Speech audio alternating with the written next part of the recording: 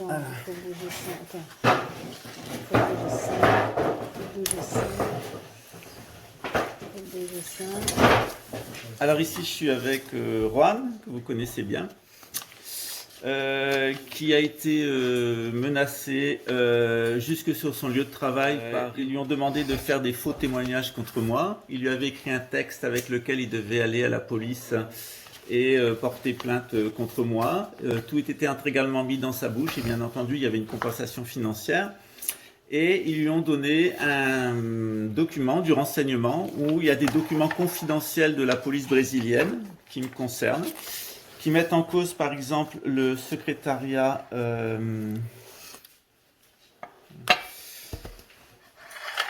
qui mettent en cause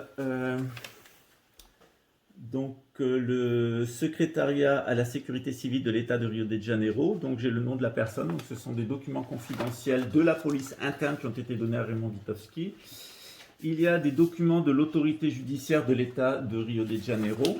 Et il y a un document du service du ministère de la Justice, donc qui est en l'espèce un certificat des antécédents criminels. Il n'y a que moi qui peux le demander. On ne peut pas le demander à ma place. Donc on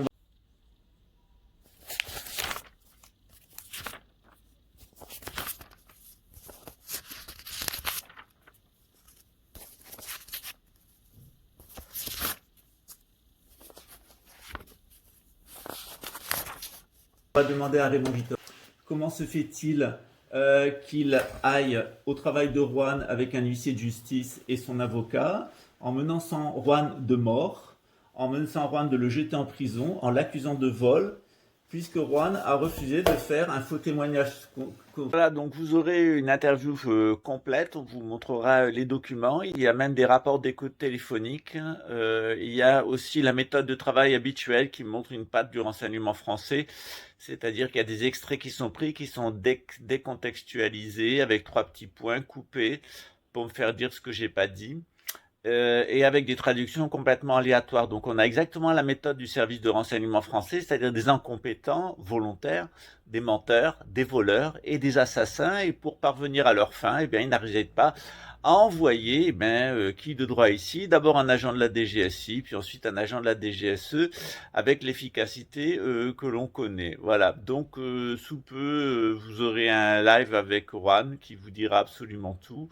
Ce qui s'est passé pour lui, la façon dont il a été drogué par le couple en question, la façon dont il a été manipulé et la façon dont il a été menacé de mort. Il faut savoir que la personne, il a refusé de restituer un certain nombre de documents qui étaient en sa possession et la personne qui était avec lui a été battue à mort exactement selon le même modus operandi que le mien, c'est-à-dire une barre de bois.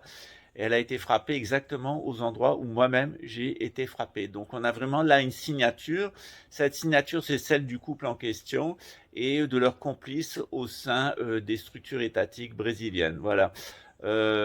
Écoutez, vous savez ce qui s'est passé avec Lot, hein, quand Sodome a donné un mauvais accueil aux étrangers qui étaient aussi des messagers. Eh bien, il ne s'est pas trouvé une seule personne juste à Sodome et Lot est parti avec sa famille et Sodome a connu la fin que nous savons. Ciao.